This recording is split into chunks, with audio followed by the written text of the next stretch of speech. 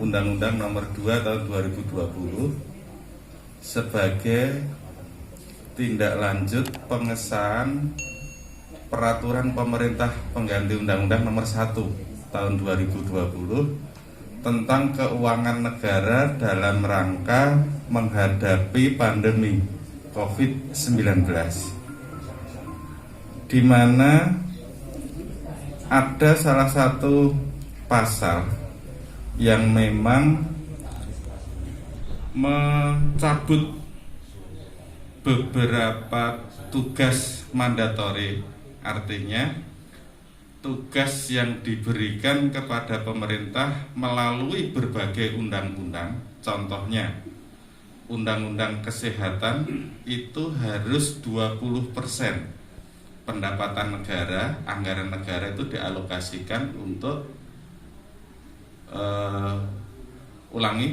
Undang-Undang Kesehatan itu harus 20% anggaran negara alokasi untuk kesehatan. Undang-Undang Pendidikan itu harus 10% dialokasikan anggaran negara untuk pendidikan. Begitu juga termasuk Undang-Undang 6 2014 tentang desa, yakni 10% anggaran negara dialokasikan untuk dana transfer ke desa. Dalam Undang-Undang Nomor 2 tersebut memang mencabut mandatori tadi. Artinya apa?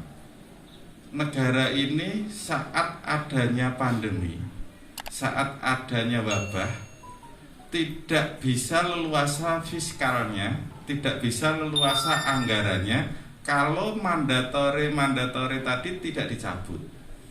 Coba dibayangkan, padahal negara ini membutuhkan minimal itu 860-an triliun dari anggaran negara khusus untuk menangani masalah pandemi ini.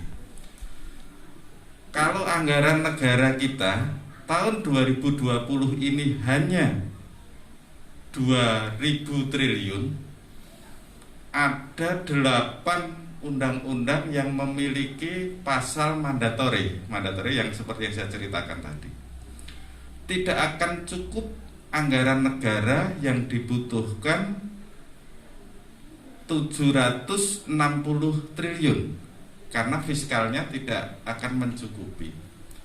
Maka tentunya perintah untuk 10% pendidikan, 20% kesehatan, dan yang lainnya 8 undang-undang tersebut tentunya harus dikesampingkan dulu sehingga bisa mewujudkan uang yang sebesar 760 triliun tadi.